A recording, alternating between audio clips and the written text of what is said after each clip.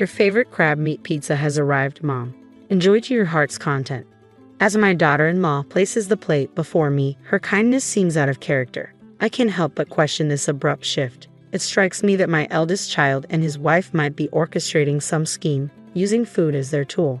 Their history of hostility and past attempts to deceive me weigh heavily on my mind. The lavishness of this pizza only adds to my skepticism.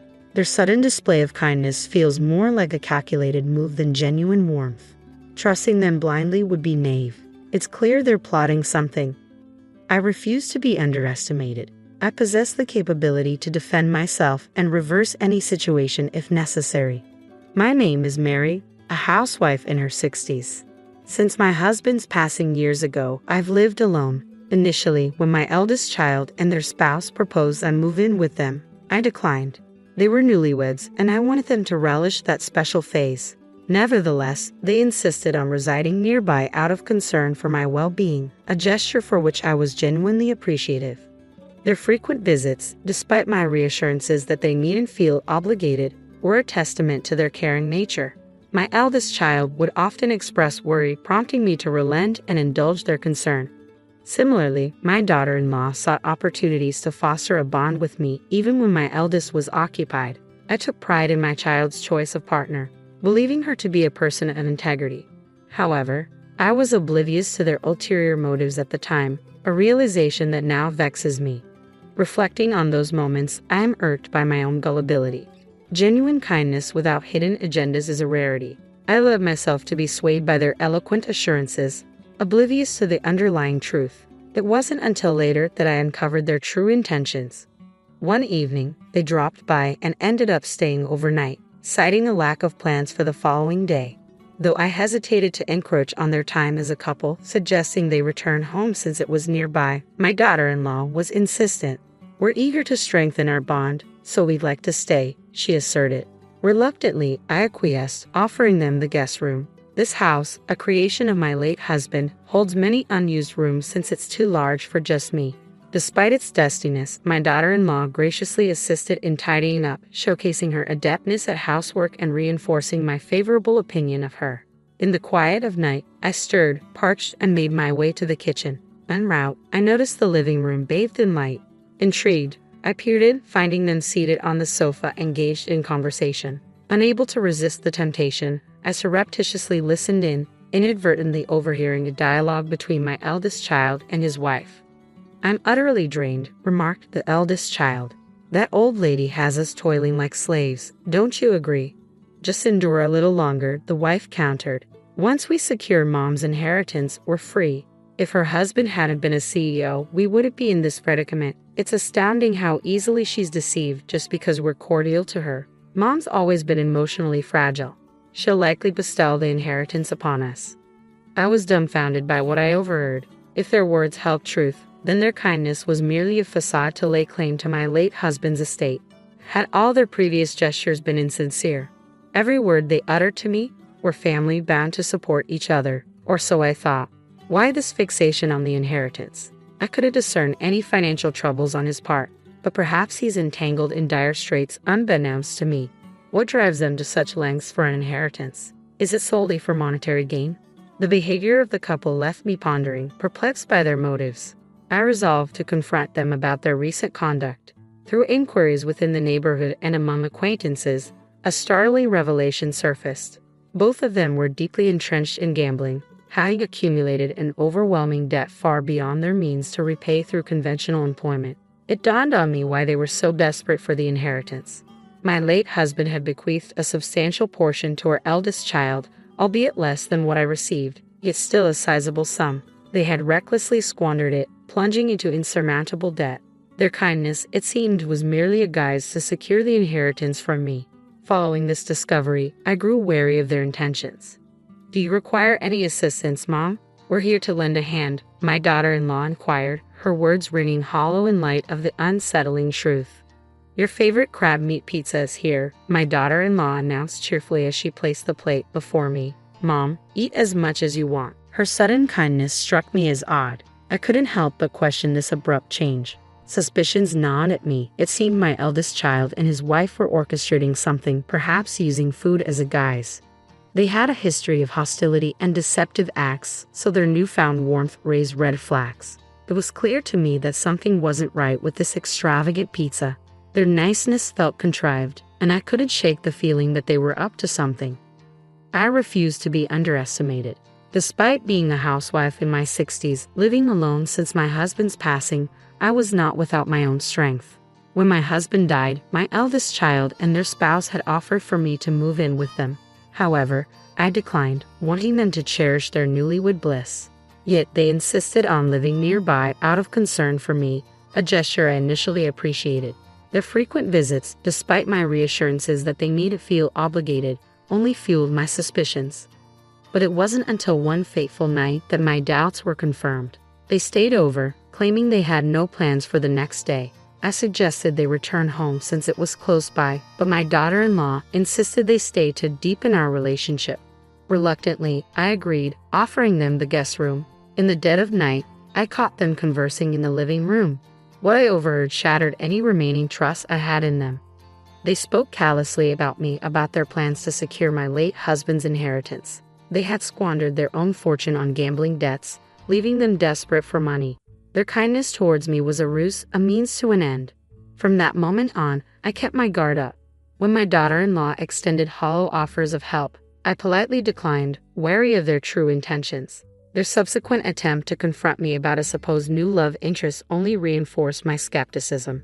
Their concern was a thinly veiled attempt to maintain control over my finances, and I refused to be manipulated any longer. I could see right through her facade. It was clear she was only concerned about protecting her inheritance. Yet my daughter-in-law continued to play the role of the caring daughter-in-law, never revealing her true intentions. That's acceptable for now, I thought.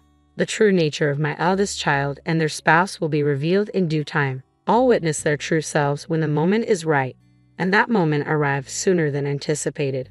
"Happy birthday, Mom," exclaimed my eldest child, presenting me with a bag from a fancy pizza establishment. Inside were an array of pizzas, including my beloved crab meat pizza. "Thank you, but let me handle these," I insisted, prepared to start plating them. "No, Mom, today's your day. Sit back and relax. I'll take care of it," declared my daughter-in-law as she whisked the bag away to the kitchen. My eldest child followed suit, offering assistance. Despite their seemingly genuine efforts to celebrate my birthday, I remained wary. Something was amiss. As I contemplated their motives, they returned with plates in hand. Before me sat a steaming slice of crab meat pizza. "Here's your favorite, Mom. Enjoy," my eldest child affirmed, echoing their spouse's sentiments. To an outsider, it might have seemed like a joyous birthday celebration, but I knew better. There had to be something sinister lurking on that plate. I refused to be fooled. Their excessive kindness raised suspicions that couldn't be ignored. With my husband no longer by my side, I understood the importance of protecting myself. I vowed never to place my trust in them again. They would soon rue the day they attempted to deceive me. "Well, it certainly appears appetizing, but my tastes have evolved recently. I find myself drawn to the foie gras on your plate," I remarked, reaching for my eldest child's dish. They tried to intervene, but I feigned ignorance, questioning, "Is there a problem? You know, I've developed a newfound appreciation for foie gras. And if memory serves, you used to enjoy crab meat too, didn't you?" I suggested we share both dishes, observing the sudden pallor that washed over my eldest child's face. It was evident that they had schemed to manipulate me by tampering with my favorite pizza. Their reluctance to indulge confirmed my suspicions. "But it looks so tantalizing. Won't you have a taste?" I prodded, watching as their facade crumbled under the weight of their deceit. With resolve, I reached for a slice of the crab meat pizza and offered it to my eldest child. Reluctantly, they took a bite, their expression tense as if anticipating the aftermath. Daughter-in-law glanced at them, her concern evident in the pallor of their face. "You seem a bit off color. Perhaps the pizza didn't agree with you, Mom," she suggested, her voice tinged with apprehension. "Considering how your husband is feeling, maybe it's best to call it a night and prepare something different," she added, her panic palpable. Sensing daughter-in-law's desperation to end the meal, I countered, "But your son doesn't appear well either. It's safer for you to stay the night." Despite her attempts to deflect, insisting they leave, her words faltered, betraying her desire to depart. It was clear she was eager to make a swift exit. I always thought that for a couple attempting to deceive others, they're remarkably inept liars.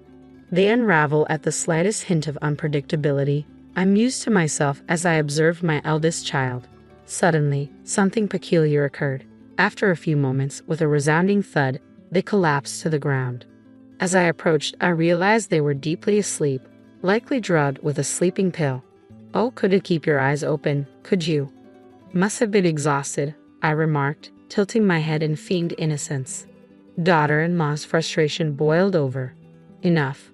Why won't things go according to plan? Today was supposed to be crucial, she exclaimed, slapping my eldest child's cheek in a futile attempt to rouse them. But they remained unconscious, oblivious to her distress. I stood in stunned silence as daughter-in-law's facade crumbled before my eyes. Disregarding my presence, she began to confess. I'd been pretending to be the dutiful daughter-in-law, all in hopes of securing the inheritance to clear our debts. Today was meant to be the final step. We planned to incapacitate you and steal your banking card. But nothing went as planned. It's your fault, she accused, her glare piercing. Their scheme to drug me and steal my banking card under the guise of a birthday celebration was truly deplorable. I couldn't stoop to their level, so I decided to confront them head-on. I've known all along that your kindness was just a front to get to my money. That's why I kept my distance and declined your offer of pizza, I revealed, watching as daughter-in-law's expression shifted from shock to disbelief. It was clear she had underestimated my awareness of their deceit. How foolish they must feel for thinking they could deceive me so easily. Sorry to burst your bubble, but I'm not as naive as you both seem to think, I continued, a hint of scorn in my voice. Your sudden displays of kindness always struck me as suspicious, and I even overheard your conversation about the inheritance when I stayed over, discussing your plans in the target's own home. That's just plain foolish. Don't label us as fools. We've been doing our best, daughter-in-law retorted defensively. If this is your best effort, then it's no wonder you're drowning in debt, I countered sharply, watching as daughter-in-law's expression shifted with discomfort at the mention of the word debt. And you know about the debt too. How much do you know? It was evident that daughter-in-law hadn't anticipated my knowledge of their financial woes. Her anxiety was palpable at the mention of their debt. I did some digging and discovered the extent of your gambling debts. It was quite a shock to find out. You've managed to accumulate quite a substantial debt, I stated matter-of-factly, noting the growing pallor of daughter-in-law's face. She must have realized there was no escaping the truth. Mom, I'm truly sorry. Please forgive us. We're struggling to make ends meet. Can you lend us some money? We'll repay you, daughter-in-law pleaded earnestly, her once confident demeanor now replaced with desperation. Even in her distress, she continued to seek financial assistance. It was disheartening to realize that, to her, I was merely seen as a convenient source of support. I'm sorry, but I won't be giving you a single cent. I can't trust individuals like you to fulfill your promises, I responded firmly, refusing to yield to her pleas. You need to take responsibility for your actions. Daughter-in-law's demeanor shifted to one of resignation at my words. Though visibly disheartened, she seemed to comprehend my unwavering stance and refrained from asking for money again. Following that confrontation, my interactions with my eldest son and daughter-in-law gradually waned. They ceased visiting, barely maintaining any communication. Surprisingly, when those days arrived, I didn't experience loneliness as I had expected. Instead, I felt a sense of liberation, free from the shackles of deceit. Eventually, my eldest child and daughter-in-law relocated. According to neighbors, they were escorted away by dubious individuals, likely unable to settle their debts and forced to flee to a distant state. Perhaps they now endure harrowing circumstances, plagued by the consequences of their actions. Yet such matters are no longer my concern. We are estranged, our ties severed. I bid farewell to this tumultuous chapter, confiding in my late husband's photograph. His expression seemed to exude a sense of relief, as if acknowledging the closure of a fraught period. My sole family now resides in the memory of my late husband, the one who steadfastly stood by me. The life is fleeting. I am determined to embrace it with strength, cherishing the cherished moments shared with my husband. Sil kept making mean comments about my husband because he chose to stay home and take care of our family instead of working. I got really upset and told everyone at her wedding dinner how Jason had supported their whole family during tough times. Let me give you some background. I'm 28 years old and my husband Jason is 29. We met 6 years ago and got married 3 years ago. We have a 1-year-old daughter together. I met Jason through my brother, who is friends with him because of their jobs. Jason used to be a police officer, and my brother owns a pizza place where Jason used to hang out. One year, my brother brought Jason home for Thanksgiving, and that's when we met. After dating for 3 years, Jason proposed, and we got married. I had met most of Jason's family before we got married, and they were usually nice to me, except for my sister-in-law Janice, who is 27. Even though Jason assured me that Janice would warm up to me eventually, she never did. She never openly showed her dislike for me in front of others. Instead, she would make subtle insults and backhanded compliments, passing them off as jokes. At first, it really bothered me, but after a while, I got used to it.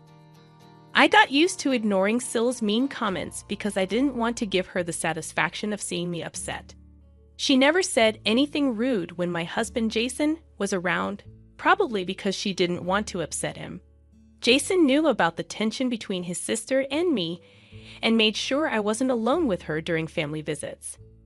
I didn't want Jason to cut off his family because of Syl's behavior, so we just pretended everything was fine. We both tried to ignore Syl's comments, even though it wasn't easy. We didn't really have any other choice. Looking back, I wish I had spoken up instead of staying silent. I was worried about causing trouble or being seen as overly sensitive. But I couldn't stay quiet any longer, especially after what happened recently. Jason used to be a police officer, but he quit his job to be a stay-at-home dad a few months ago. I'm a working mom with a demanding job as a trauma surgeon. My husband and I were struggling to balance our careers with raising our daughter. Both of us had demanding jobs and couldn't spend much time at home. We relied on daycare and our parents to take care of our daughter when needed, but it didn't feel like enough. We felt like we were missing out on important time with her, and we worried she wouldn't have us around much as she grew up. About a year ago, my husband Jason and I had a serious talk about this. He decided to quit his job as a police officer so he could spend more time at home with our daughter. I didn't push him to make that choice, but he felt it was the right thing to do since I earned more money, and he believed it was fair for our daughter to have one of us around most of the time. I asked Jason countless times if he was sure about quitting his job to become a full-time dad. It was a big decision, and I wanted to be sure he wouldn't regret it or feel resentful toward me. But he reassured me that he was happy to take on this role. Even though he loved being a cop, he seemed genuinely content spending his days taking care of our daughter and managing the household. We talked about it recently, and he admitted that it was a bit challenging at first to adjust to being a stay-at-home dad after working for so long. But over time, he found it easier, especially because he could spend quality time with our daughter. He's really happy with how things have turned out. He used to dream of being a cop, but now his biggest dream is being a father, and I think that's pretty amazing. However, Jason's family doesn't see any beauty in our situation. I probably should have expected this, considering they're pretty traditional. While they allow women to work, there's a catch. They don't allow men to work at home. None of the men in Jason's family do household chores because they think it's beneath them. So the women end up doing both their jobs and the household work, or they're pressured to quit their jobs altogether, like my mother-in-law did. What's even crazier is that they don't see anything wrong with this setup. They think it's perfectly fine. Jason and I have talked about this, and we both agree it's a backward way of thinking. But we've never brought it up with his family because they just come up with excuses to justify their beliefs, and we didn't want to get into arguments with them. If they're happy living their lives that way, who are we to judge them? Thankfully, we found a different path for ourselves. Jason and I have always divided our responsibilities equally, and sometimes he even does more household chores if I have to work late. Now, with him staying at home full-time, he's taking care of everything at home while I focus on my job to support us. We believe that as long as we're all happy and healthy, and there's food on the table, it doesn't matter who does what. However, his parents and sister strongly disagree with this. They're upset with Jason for quitting his job and staying home with our daughter. They think it makes him less of a man or something, and they've been arguing with him about it for months. I tried to step in at first, but his parents made it clear that my involvement would only make things worse. Jason didn't want me to defend him either because he didn't want to drag me into the conflict. So I decided to stay out of their way. It took them a while, but eventually they accepted our new arrangement and stopped bringing it up. It probably helped that they had other things to focus on, like Janice getting engaged. Her boyfriend, Harry, proposed after they'd been together for 2 years. Everyone was so caught up in the excitement of the engagement that they pretty much forgot about Jason's situation for a while. We were grateful for the distraction because it meant we didn't have to deal with any arguments from his family about Jason staying home. It seemed like everything had blown over, and we wouldn't have to hear about traditional gender roles again. But then, at Janice's rehearsal dinner yesterday, the topic came up again. So we had a bit of a crisis. Janice's wedding was just a day away, and we needed to figure out how to handle the situation quickly. We needed help urgently, so we posted about it hoping for a fast response. During dinner at the rehearsal dinner, Jason and I were sitting across from Janice and her fiancé Harry. Their parents and a few other family members were there too, and we were all chatting happily. Everything seemed fine, and I was relieved that we were getting along well, especially after the tension from Jason quitting his job. But then Janice suddenly changed the subject and asked me about my work. I felt really uncomfortable, but I had to answer Janice's question about my work because it seemed innocent enough. I just said everything was going well and hoped she'd leave it at that. But then she turned to Jason and made a joke about how he's now living a life of leisure since he's not working and relying on my income. She didn't stop there. She kept making jokes about how he's not in charge anymore and cracked some other mean jokes about him. Jason tried to brush it off and smile, but it was clear he was hurt. I couldn't take it anymore. It was like all the frustration from dealing with Janice and her family's outdated views just boiled over. So I decided to bring up something that nobody wanted to hear. I couldn't hold back anymore, so I told Janice that she could joke all she wanted, but Jason was still a better person than anyone in their family. I pointed out how audacious it was for her to make fun of Jason, considering that without him, she wouldn't have been able to go to college or even meet Harry. Jason had been helping his parents financially since he was 18. It was a dark time for their family when Jason's father lost his job while Jason was still in high school. Janice was too sheltered to notice the struggles in her own family, and her parents and Jason made sure to shield her from it. They never said no to her, even when they were struggling themselves. Jason had to work 2 jobs to support them while his father searched for work. Thankfully, they only had to endure this hardship for about a year. Thanks to Jason's support and some savings, Janice never knew about any of this until I brought it up at the rehearsal dinner. She was shocked, and so was everyone else, because the secret had been kept for almost a decade. Nobody was supposed to talk about it because they didn't want Janice to find out. But after all those years, I finally brought it up, and now she knew exactly how much she owed to her brother. She had no right to make fun of him or put him down. Everyone else might have kept quiet to protect her, especially Jason, but I couldn't stand by silently. After I spoke up, there was just silence at the table. After a moment, Jason and I left, and we walked back to our hotel room without saying a word. Even when we got there, we didn't discuss what had happened at dinner. I knew it would become a big deal, and so did Jason. But his silence told me he didn't think I did anything wrong, so there was no need to talk about it further.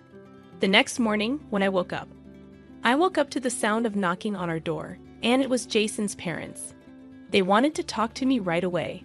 After they came in and we all sat down, they got straight to the point. They told me that the family wanted me to apologize to Janice. They felt that what I said at dinner was something they had kept from her for a long time, and it wasn't right for me to bring it up. They said it wasn't my place to say those things to her, and it had ruined the atmosphere of the evening. They also mentioned that Janice was just joking around with Jason like siblings often do, and now she was upset and couldn't stop crying, and it was all because of me.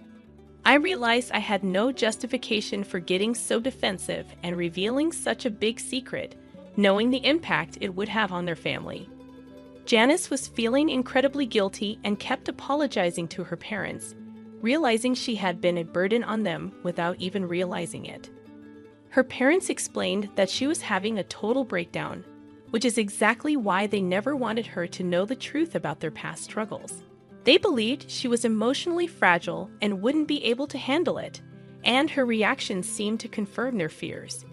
Now they want me to apologize to Janice and the rest of the family for my outburst and tell her I didn't mean what I said. I have until the end of the day to decide, but they want me to resolve things before her wedding tomorrow. There's a one-day gap between the rehearsal dinner and the wedding, so she has time for her friends to arrive. It's fortunate that I have until the evening to decide what to do. Jason believes I shouldn't apologize because I was just standing up for him, and Janice has always been rude to me, so it's time I stood my ground. I've been leaning towards the same viewpoint. However, with Janice's wedding coming up tomorrow, I don't feel good about potentially causing her to have a breakdown right before her big day. Most of her family members think I owe her an apology, but I know their opinion is biased. Even Jason's opinion might be influenced by our situation. So I've turned to Reddit for a neutral perspective. I brought up how my husband helped his family in the past because Janice kept making fun of him for being a stay-at-home father. Update 1. It's evening now, and I've read the comments. I've decided I don't need to apologize for anything. Jason and I are packing up to leave because it would be awkward if I don't apologize and still go to Janice's wedding tomorrow. We're going to tell his parents we're leaving, because it wouldn't be right to just disappear without saying anything. Jason and I discussed this earlier, and he thinks it's the right thing to do. Janice has always been rude and insensitive, and it's time she faces the consequences. Jason's family has been difficult to deal with since he quit his job. He expected them to support him, but they haven't. They make him feel bad for wanting to spend time with his daughter. We knew that they had old-fashioned views about work and household chores, but we hoped they would change. Since they haven't, it's their fault if we stop talking to them. We're happy with our lives, and if they can't be happy for us, we don't want them around. They've been negative and critical of us for months, and we don't need that kind of energy in our lives. So we stood up for ourselves because we had enough. Jason's parents didn't like it and called us selfish, saying we needed to consider how our actions would affect Janice's wedding. They thought our absence would cause a scene and take the attention away from her. Janice herself showed up after hearing the argument. She said it was okay if we didn't come to the wedding, and actually preferred it that way. But then she accused me of being selfish and trying to ruin her wedding. We ended up arguing, which wasn't great, but it gave us a reason to leave without more drama. They didn't try to stop us, which was a relief. We just want to focus on our own lives now. We might forgive them if they apologize, but that seems unlikely. Right now, we're just happy to be home with our daughter. Jason's playing with her while I write this. Our family feels perfect, no matter what anyone else thinks. Hey everyone, this update is a day after the wedding, which we didn't attend. Apparently, there was a lot of talk about us, mainly from Janice herself. It's funny because her parents were worried our absence would make the day about us. But Janice made it about us anyway. She told distant relatives about our argument, making a big deal out of it. Some people are reaching out to Jason for details, wanting to be part of the drama. We're staying out of it and being vague in our responses. We don't want to stoop to their level and get into more fights. Janice loves drama, and we don't want to give her more. We're ignoring everyone and trying to take the high road, even though they talked about us behind our backs. We just want to move on and leave the drama behind. My mother-in-law said something really hurtful to me while we were at a restaurant. She made it clear she didn't think I belonged there. She even hinted that because I wasn't her blood relative, I didn't matter as much. It made me so mad that I wanted to leave right away. As I got up to go, she stopped me and told me to pay for the meal if I was leaving early. But I wasn't about to pay for someone else's food after being treated like that.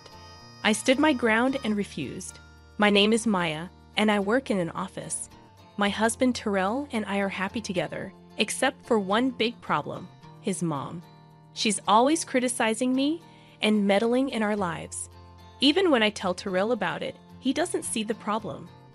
He thinks she's just being a caring mom, but I know better. As time went on, my mother-in-law's interference in our lives got even worse. She had a key to our house, given to her by my husband, and she just let herself in whenever she pleased. She criticized everything and spread rumors about me to our neighbors. I begged my husband to move us somewhere else, but he didn't seem to care much, too caught up in his work. Then, something changed. He got a big promotion and a raise thanks to a successful project. Seeing this as our chance to make a fresh start, I suggested we start a family. Now that we have more money, maybe it's time to think about having kids, I said, hoping this would make him realize how toxic his mother's behavior was. But he had another idea. He thought if we were going to have children, we should live in a town that's better for them. There aren't many places for kids to go here, like daycare centers or parks. Shouldn't we move somewhere more family-friendly? Finally, he agreed to move, which made me even happier than his promotion did. But that happiness didn't last long. The next day, my mother-in-law showed up unannounced like she always did. I was annoyed, thinking she was going to start criticizing again, but something seemed off this time. I want to celebrate my son's promotion, so I've booked a fancy restaurant. It's really expensive, but it's classy. The food is amazing, and the staff is great. Everyone says good things about it, she told me, inviting me to come along. Sounds nice. Good for you, I said, trying to be polite, even though I was still not happy with her. Well, forget about your schedule. I really want you to come to this restaurant, she insisted. I'll take a look at my schedule, but I'm not sure if I can make it, I said. Don't say that. We really want you there, she insisted, not taking no for an answer. Even though I responded that way, she just smirked and left. It was strange because she had been excluding me before, but now she was inviting me and insisting that she'd wait. Something didn't feel right. When I asked my husband about it later, he said he had already promised his mother that we would go together. She had booked that restaurant specifically for us, and he was excited about it. Don't you feel the same way, Maya? He asked. Sorry, but I'm not excited about it. I'm worried about how much money we'll spend at such an expensive place. I really don't want to go. Just tell them I have something urgent and go enjoy yourself, I replied, feeling uneasy about the situation. Why are you being so negative? Plus, it's not just us going to the restaurant. My brothers are bringing their wives too.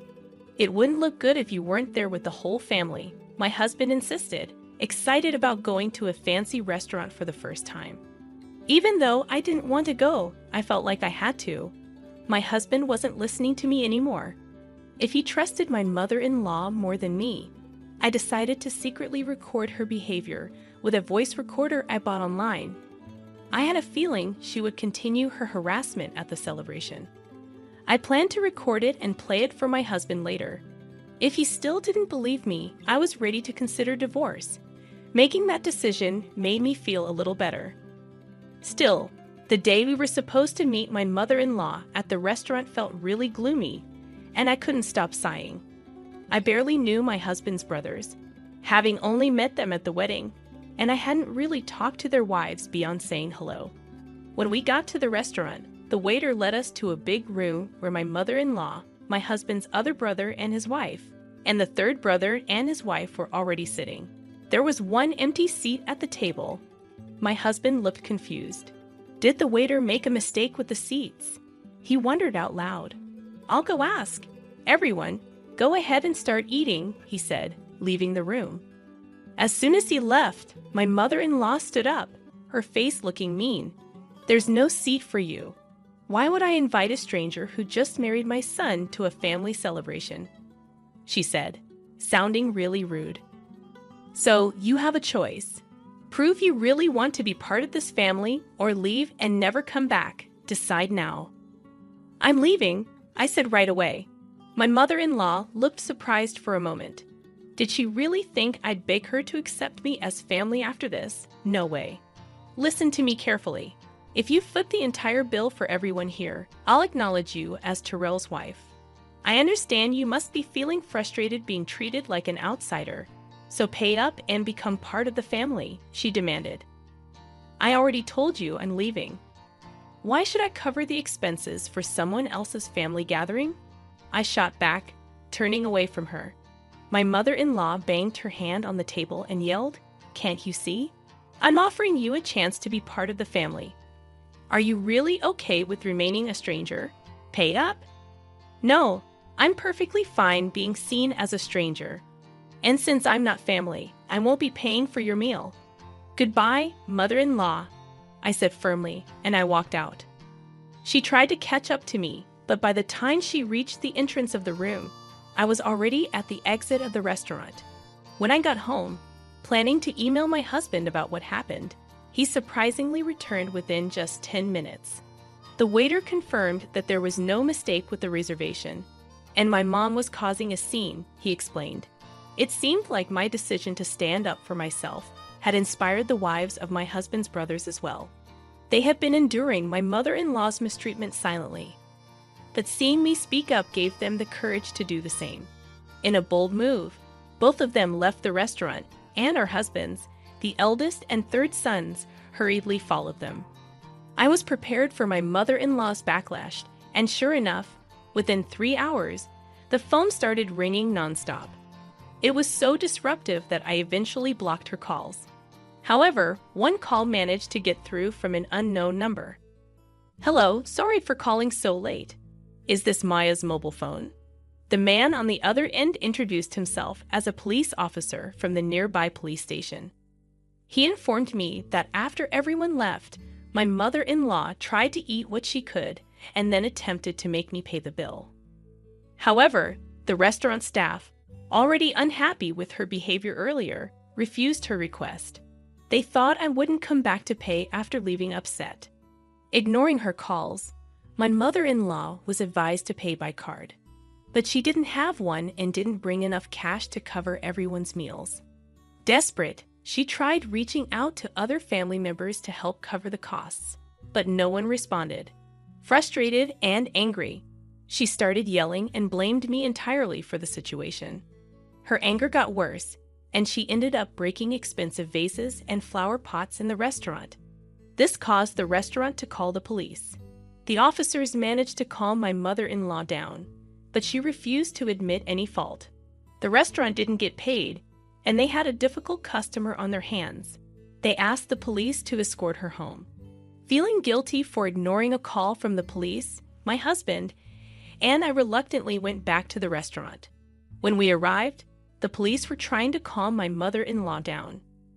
When she saw me, she glared and yelled, "You're useless. This mess happened because you didn't pay the bill.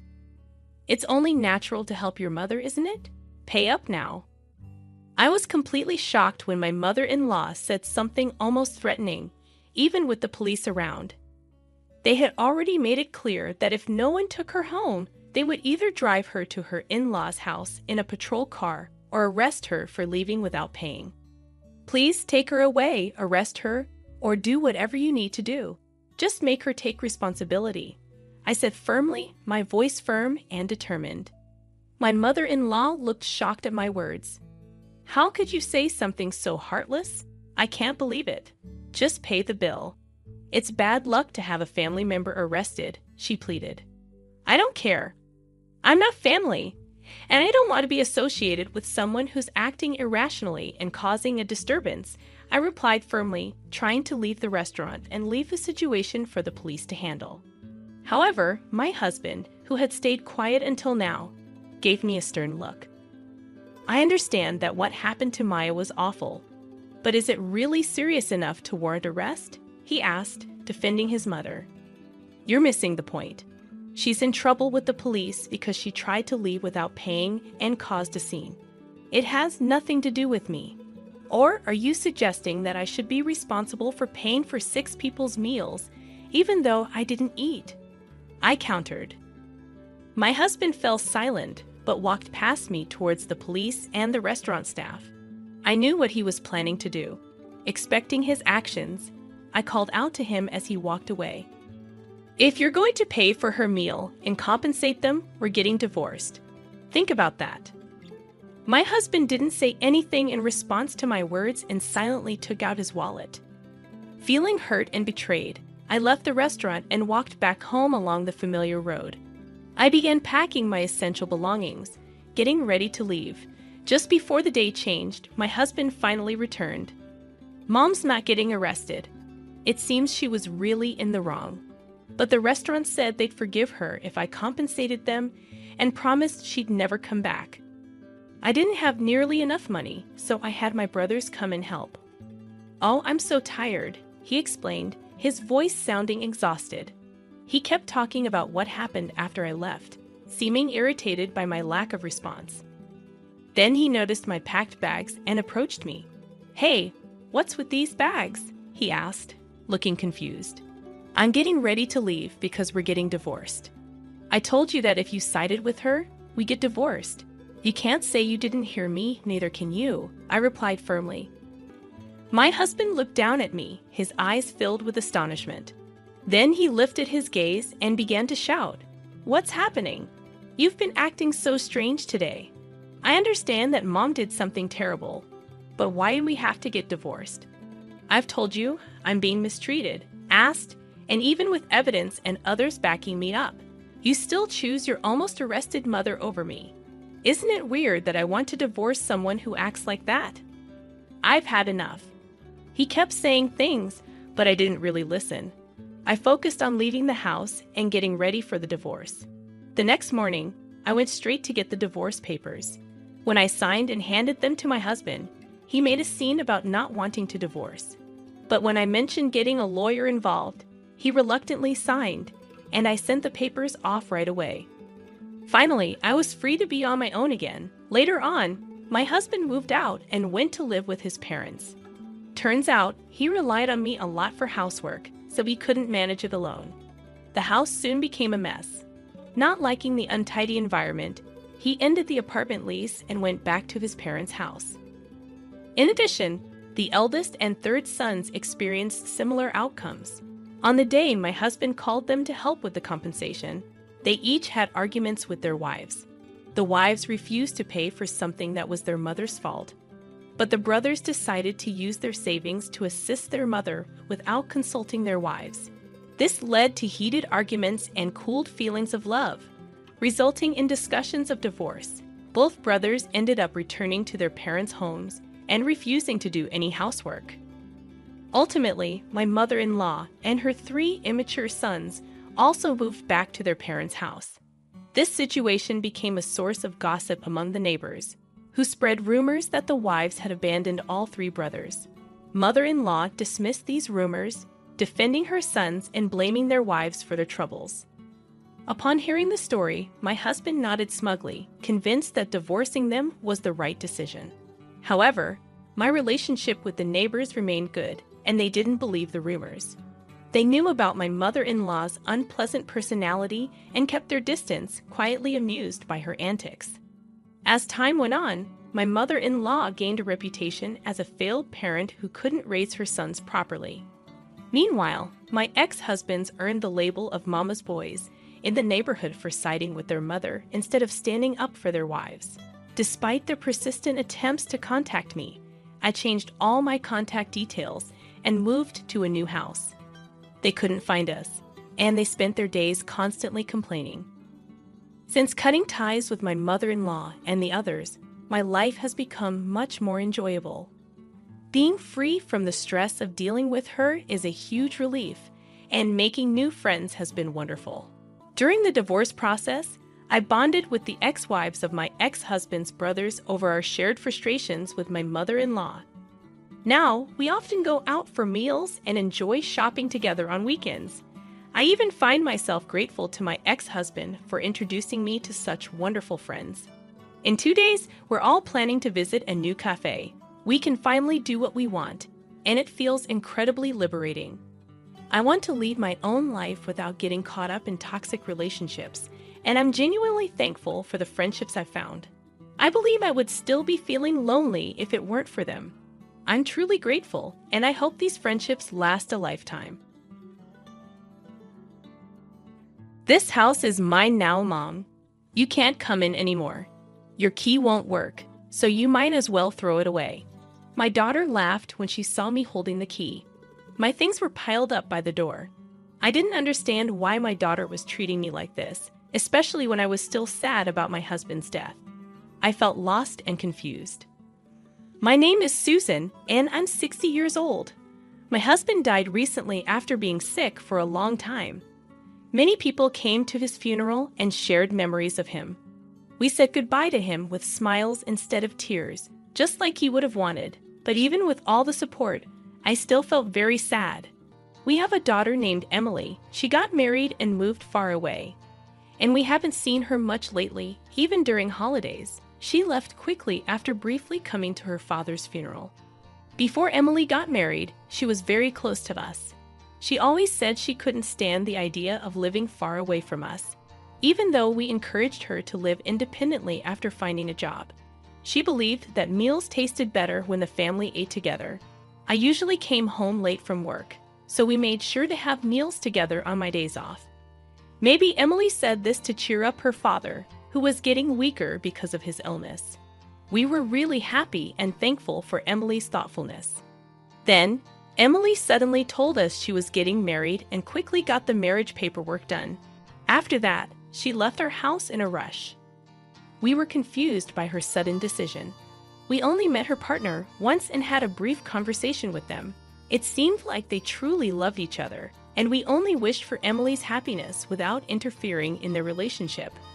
However, a few months after getting married, Emily stopped talking to us altogether. We worried a lot and kept sending her messages and calling her every day to check if she was okay.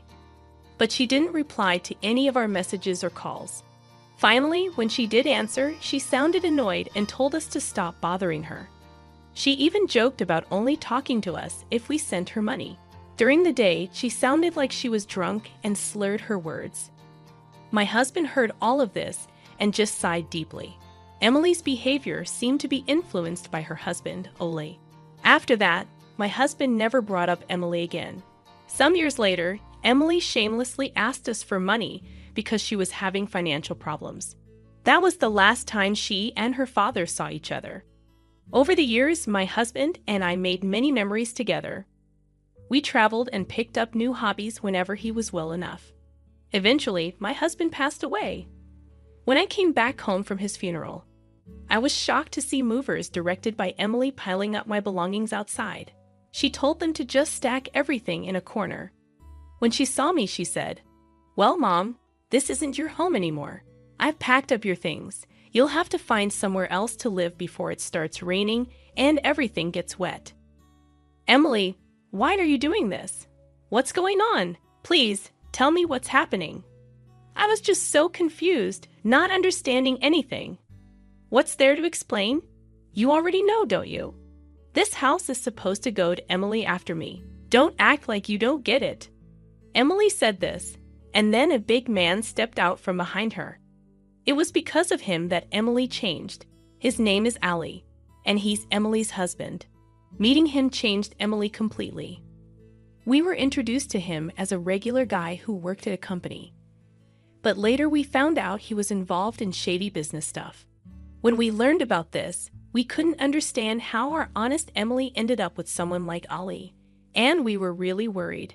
Emily and Ali kept us away from them, but a few years ago, they suddenly came to our house and shamelessly asked my husband for money.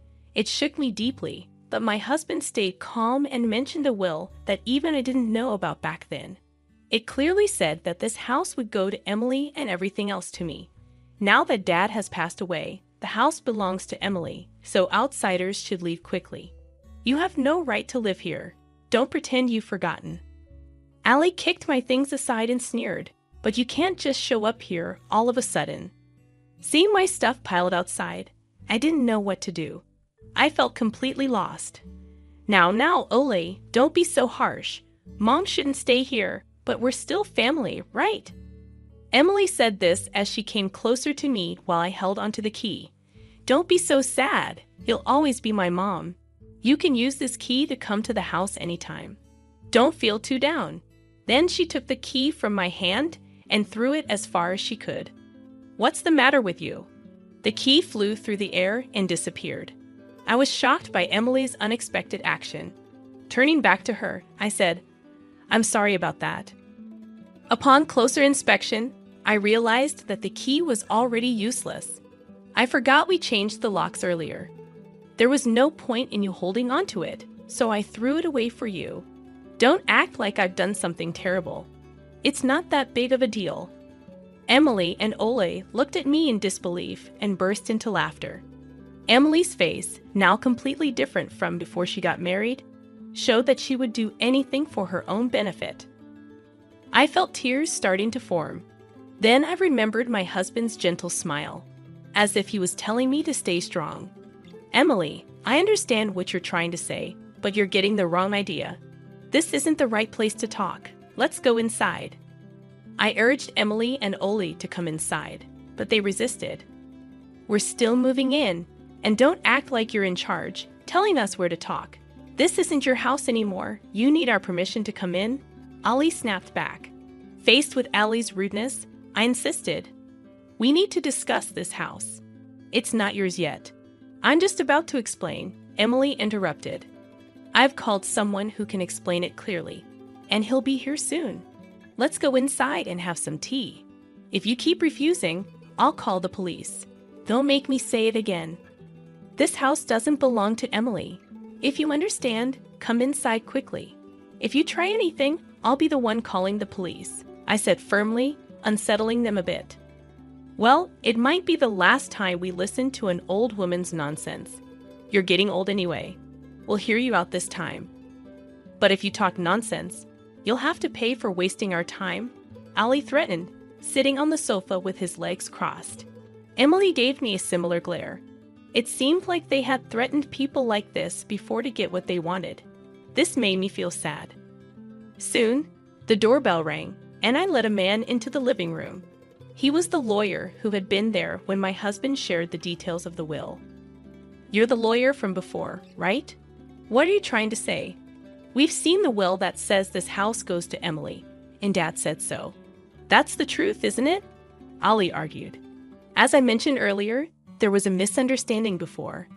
The will includes a condition, and if that condition happens, the inheritance changes," the lawyer clarified. "Why are you confusing us with all these complicated terms?" Emily responded in frustration. Seeing their confusion, the lawyer took over to explain. "A conditional bequest with revocation means the will has conditions. In your father's will, the condition was that Susan could stay in the house as long as she's healthy. Emily would only inherit it if Susan couldn't live there anymore due to health issues or passed away. Your father was very clear about this." Ali and Emily looked completely confused. Did he really say that? Even if he did, we wouldn't remember. What's this talk about revocation? Emily shook her head in disbelief. "Okay, then what about those conditions?" Ali asked, sounding a bit shaken but still defiant. "By trying to kick Susan out of the house, you violated the conditions of the will. Because of that, Emily lost her right to inherit the house," the lawyer explained straightforwardly. "Wait, so you're saying I can't inherit just because of that? That's ridiculous." Emily exploded in frustration. "That's the essence of this will. Breaking that condition, whether it's minor or major, leads to revocation," the lawyer explained calmly. "When did we ever break that condition? Can you prove it?" Ali leaned in, clearly trying to intimidate the lawyer. The lawyer cleared his throat. "There was a moving truck outside, arranged by you two, wasn't it? You were trying to move your things in and live here without Susan's consent. Don't act like we did something wrong. We told Mom about it. She just forgot and panicked on her own. That's not our fault," Emily protested. "Such childish excuses don't work in the adult world.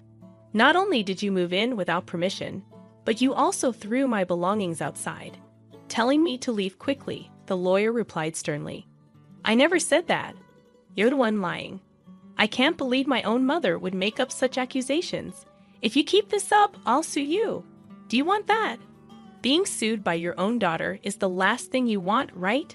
So take back what you said," Emily threatened, her voice filled with anger. The lawyer remained composed and pulled out his phone. We can't retract the truth. Multiple witnesses saw and heard you telling Susan to leave. We've even recorded their testimonies. He played a video with statements from movers and neighbors. Everyone's stories match. They'd all say you two told Susan to leave. You could have paid them to say that. How can we trust this? Stop making a fool of us. Ollie accused, but the lawyer ignored him. Instead, he produced a key.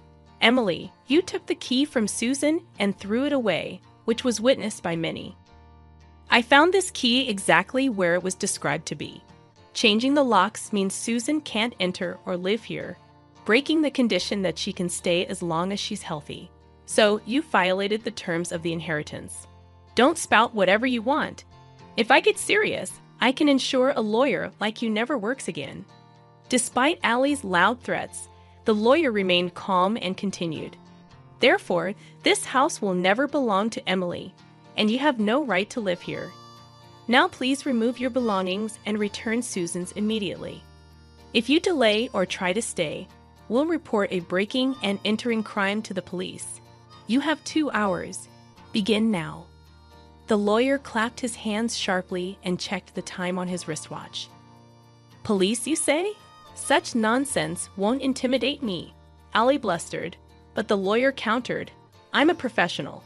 This is not a lie. Getting in trouble with the police over this would only cause more problems for you. Even Ollie seemed to understand that this wasn't an empty threat. Oh no! Ollie and Emily began sweating profusely and quickly got up to start moving their things. It seemed Ollie was more bark than bite, like a big guy with no courage. I'm sorry. We'll put everything back right away, so please don't call the police, okay? Please? Emily pleaded sweetly with the lawyer and yelled at the movers outside to reload the truck. But they refused, saying there was no such agreement. In the end, Ollie had to rent a car and somehow managed to load their belongings. Just loading isn't enough. You must put everything back the way it was.